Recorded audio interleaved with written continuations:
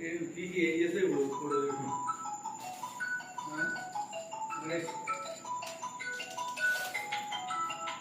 ఇబ్బంది 450 ఇబ్బంది అవుతుందని చెప్పేసి అడవుతుంది కోసం చేయడం కోసం అటవ గురించి ఇంకో బ్రదర్ రమ్మన్నాము అతను కూడా చేసి ఇప్పటిదాకా.